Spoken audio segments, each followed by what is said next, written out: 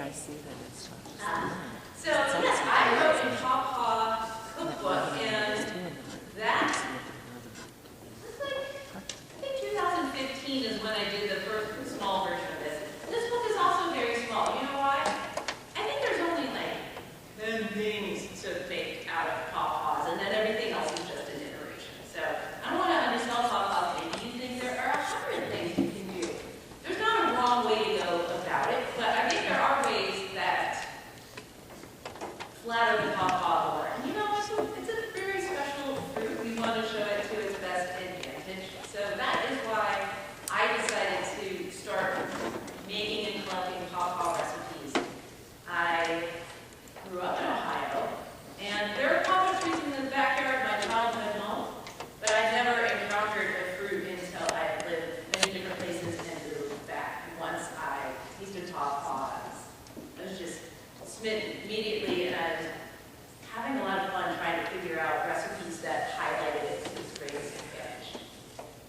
Normally, when I talk to groups, I'm the pawpaw, I wouldn't say expert, but I'm the knowledgeable pawpaw person, and the group they're pawpaw enthusiasts. So I'm the person with the larger amount of knowledge, and today, you guys are the pawpaw experts, and I'm the enthusiast. I'm always enthusiastic. That's going to happen. So, my presentation today is going to be a little different than what I normally do. You'll notice I don't have food here, for instance. As a chef, when I do presentations, I don't have a slideshow. My show is the food, and I didn't bother doing that today.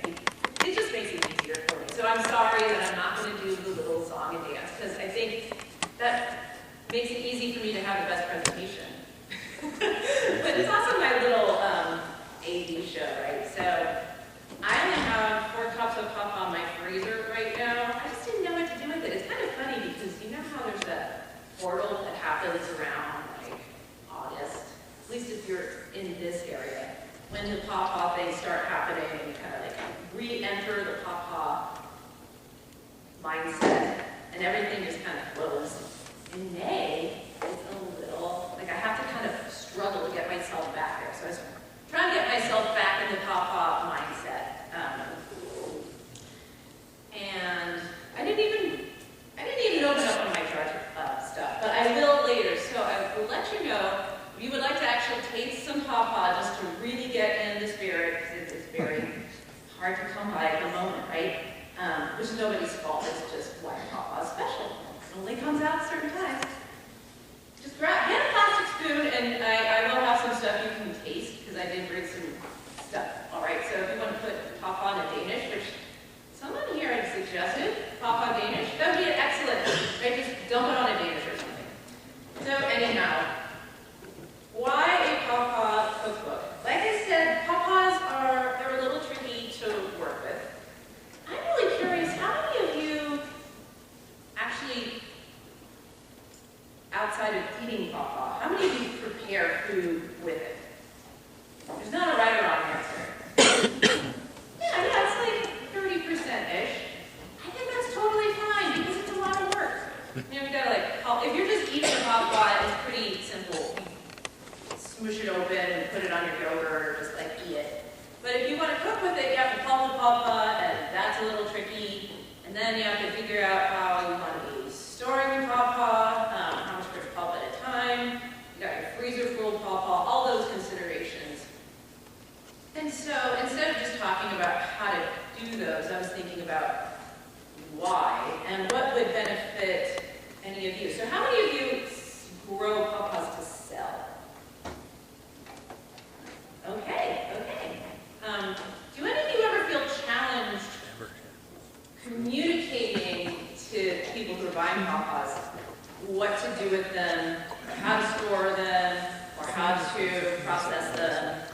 Because there's a big education component.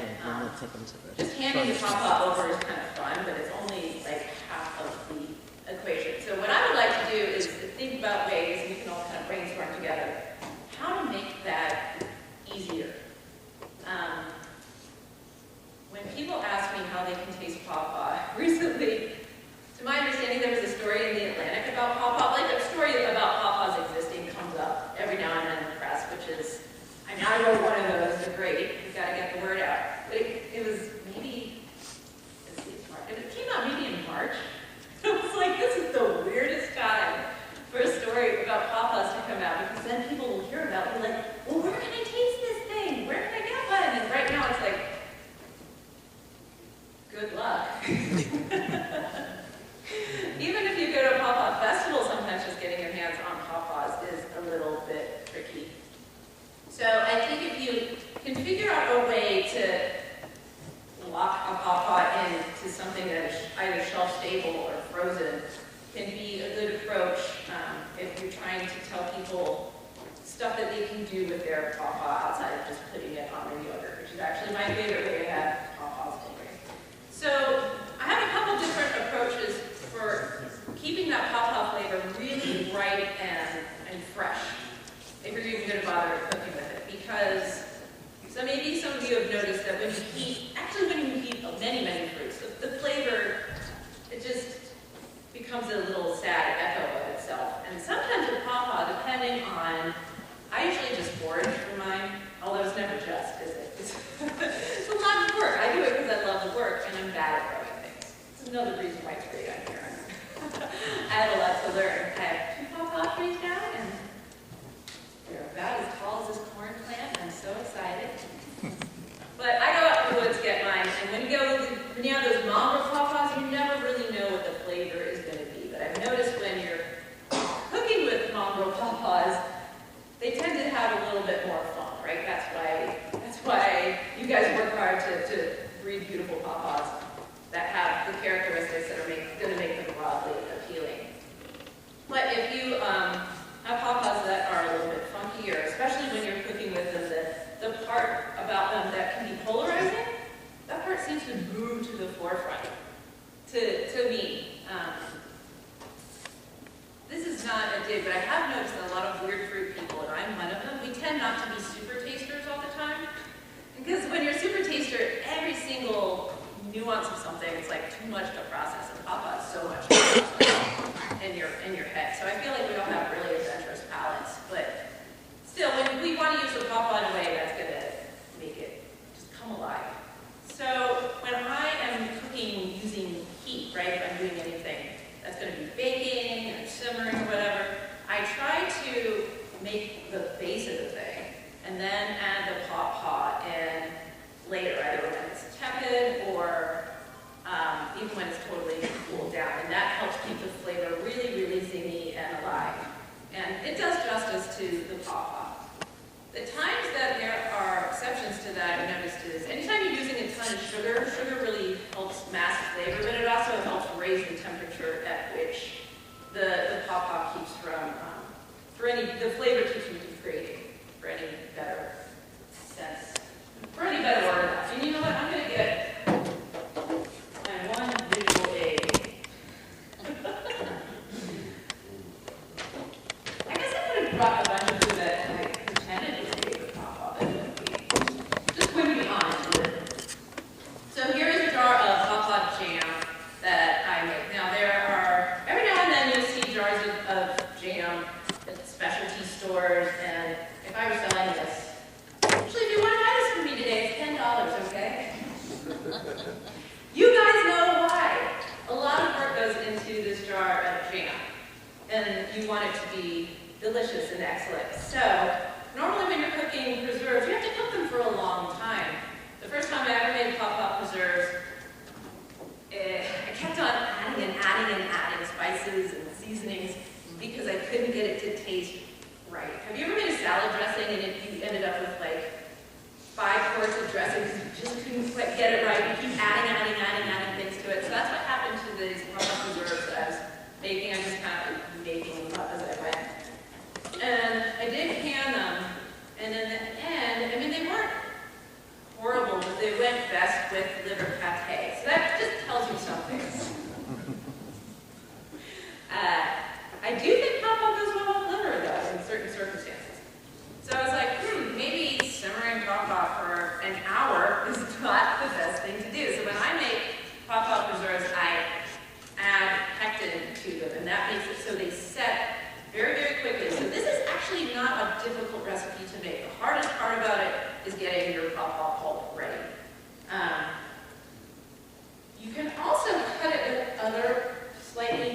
neutral fruit. So apples and pawpaw go well together. If you want to stretch out the pawpaw flavor and also kind of stretch out your product, so to speak, that's a good thing to do.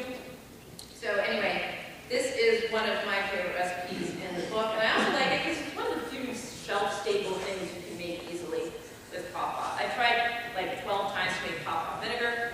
I know it can be done. I'm also not good at making vinegar. You know, some people can't be good at everything. I'm great for people who make vinegar, because I'm going to buy your lovely vinegar. So someday I'll make pawpaw vinegar, but when I can, I'm going to be so happy, because that would be another great shelf-stable way to make pawpaw. Doesn't like to be dehydrated. How many of you did dehydrated pawpaws before? Did it go well? Like slime? Yeah, like dehydrating baby food or stuff is really tricky. I made pawpaw granola once, which is almost like dehydrating the pawpaw. And what happens is it gets so concentrated that the compound in it that can trigger nausea gets concentrated too. And that compound is variable. Like I said, I'm dealing with longer pawpaws, so sometimes it's a little bit higher than this. So I would not recommend dehydrating pawpaws for that very reason. Now, if there's somebody who knows a workaround with that, that's super great. This is actually what I love about cooking with pawpaws, because it's like a new frontier. All of the information we know is from us talking to each other, and maybe something that you heard. I don't know if there's like a verbal tradition of pawpaws going back and back and back years, or at least in cooking with them. When you go on the internet, it's mostly recipes for pawpaw bread. It's pretty easy. You take your favorite banana bread recipe and use pawpaw. Can't go wrong. Pawpaw pie. Actually, it's not my favorite way to make pawpaw. I don't feel like you get a lot of flavor. It's sort of like a baked custard pie or whatever. But those are, and ice cream. Can't go wrong with ice cream. But if you want to expand beyond either of those things, you kind of have to just tap into the knowledge. And that is what I love the most about, everything I love about pawpaws. I'm sorry, I say, what do I love the most about pawpaws? Another thing I love about pawpaws is it's such a grassroots thing. So whether it is through us gathering at places like this, or using social media, or sometimes even you just hear it through the grapevine. I can't think of another food item where you have such a multi-tiered spread of information and networking of people. Even if pawpaws go viral, I think they'll always be a really important component of that. So talking to other people about whether you're growing pawpaws or you're cooking with them like me, you have to be talking to other people to be gathering great ideas. So it is very possible that you can dehydrate pawpaws. It's just the information is not broadly out there. All right, I just ran into a little brain farty thing. So let's look in here and see some of the things. During this pause, I'm curious if any of you have any questions. Yes, hi there. I wonder, do you ever try cooking with black pawpaws? Because all the old recipes in the Firefox books, Bill Gibbons said, grab them quick in the woods before the possums and the insects tear them up. Set them in the kitchen, wait till they turn black. Then make pawpaw pie and put it. And I asked people about that. Nobody does it because they look gross. But the flavor changes dramatically once the skin turns black on them. And if they're out of the woods, they're safe. So I'm still looking for information on that. Well, I love it. You call them black pawpaws, which makes sense because they are very, very dark at that point, right? I call those rusty pawpaws. There can be different names. I don't think there's a consensus for a name. So yes, what to do with those really dark pawpaws, and I think those are maybe the most polarizing of all. I like them when they're a little fresher, but because I'm a person who gathers pawpaws, I certainly have my own share of them. So when I have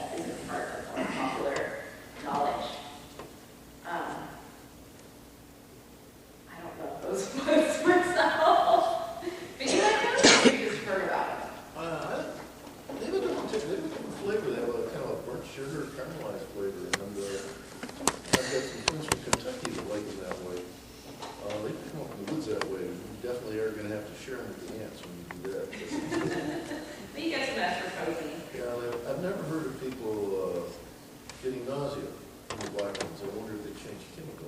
Maybe they're better to cook with. It might, or it might be, and this is just like me pulling information out of my butt, but maybe the type of person who enjoys that flavor has a really sturdy microbiome. Does anybody else have questions? Yes, hi. Yeah, a lot of recipes ask for pawpaw pulp without doing a Google search. Where do you find them, or how do you make your own? Is there a hack for that? I'm asking about pawpaw pulp. A lot of recipes ask for that. You can't find that at, a regular store. How do you make your own? Do you have a hack for that, or is it in your book, or do you know where to get it? This is the best question. You are the exact best place in the world at this very moment to ask that question. So I hope other people come up and talk to you later because they will have better answers than me. This is how I do it as a lady who brings home like 5 pounds of pawpaw at a time. I have a conical sieve, which I should have brought with me, but it looks like a little dummy hat, but inverted, and then it's got a stand, and there's a wooden pestle. So you put your stuff in there, and you can use it for processing tomatoes or whatnot. So when I process my pawpaws, I usually do this outside because it's kind of messy. So I just put down newspapers on the table outside, and I have ripe pawpaws, I put them in a bowl of water, and then I'll just crack them open like eggs with my hands, like this, and then I run my thumbs along the insides to separate the flesh from the skin. Because the skin's not going to make you sick, but I don't know anybody who's like, you know what I really love? Pawpaw skin. It's not the best part of the pawpaw. So you want to separate the skin from the flesh, and then you want to loosen up the flesh from the seeds. So I just kind of stick my hand inside the pawpaw goop and squish, squish, squish a little bit, and then I go in there with the pestle, and I force out the pulp. That took like 100 times less time to describe than it's going to take to actually do it, because it's messy and it takes a while, and I like to get as much pulp off of the seeds as possible, which is why I have that whole table full of the empty seeds. I squished everything off of them that I put. How many pawpaws you have kind of determines how precious you are with trying to get the pulp out. So then you have your pulp, and there are a couple places you can order it online in frozen form. Some people here might be those people, so hopefully they will talk to you. And then there are ways to do it faster when you have larger amounts and different equipment. I have heard something about Food processor. a food processor. Yeah, if you go on YouTube, there's a couple of ladies that do it with a food processor. It goes really fast. Really? I stood 6 hours last year. I stood 6 hours doing it all by hand. So even like the seeds, that all the thing goes into the food processor? She has a special little paddle, an attachment to her food processor that it doesn't mess up the seeds. She just whips it around in a few seconds. The seeds are separate from the pulp. Awesome. Okay, so to my understanding, you don't want to disrupt the seeds because that can make you not feel good later on. That food processor, the blade in it is actually a dough blade. It's the dough blade, it's a plastic So one. it's the plastic and it has wings on the bottom and the wings on the top, so it doesn't break the seeds. Okay, cool. This is why YouTube is more for good than for bad, because of things like this. It's the Pawpaw Underground coming forward. How are we doing on time? We got time for one more. All right, just, yeah, stop me when it's time. So who's got the best question? Hi. When you're making jams, do you have to add acid or anything so that your food's safe? Like, what are the cottage food laws for that? Okay, that is a good question if you're going to be selling them commercially. It depends on the state, to my understanding, because you can get a cottage food law. I only remember this because once my husband and I set up at a craft store next to a lady. My husband makes art that takes hours to make, and then this lady had these jams, and she sold out of jams and nothing flat. And we sold like $25 worth of art, but she had a cottage food. This was in Ohio, so at the time you could get permits to be able to make things in your kitchen and sell them. So as long as you're following state canning procedures, and I do talk about that in my book too. So the Pawpaw jam recipe I have is safe for canning. But also if you're using added pectin, to my understanding, pawpaws are low in pectin anyway, so you would want to add pectin. And the acid helps the pectin set. But it makes the pawpaw taste delicious as well. I think adding a little citrus really brings all the tropical flavors up to the front. When the pawpaws are a little older, sometimes I'll add acid in the form of apple cider vinegar because it has a little bit more of that like fall kind of vibe. But the high amount of sugar in canned items like this too is going to make them safe. So as long as they are canned correctly and sterile, well, maybe sanitized, whatever, in clean jars, the whole bit, pretty easy to find that information online, then a pawpaw jam recipe like what you'll find in my book, the Pawpaw cookbook, should be in pretty decent shape. But to be honest, I've never seen a pawpaw preserve or jam recipe online that would be safe for canning. Did that answer your question? Yeah, thank you. I'm going to be around all day long. Greg, because we're done now. Yeah, we'd like to. Cool. Just come talk to me later on. Obviously,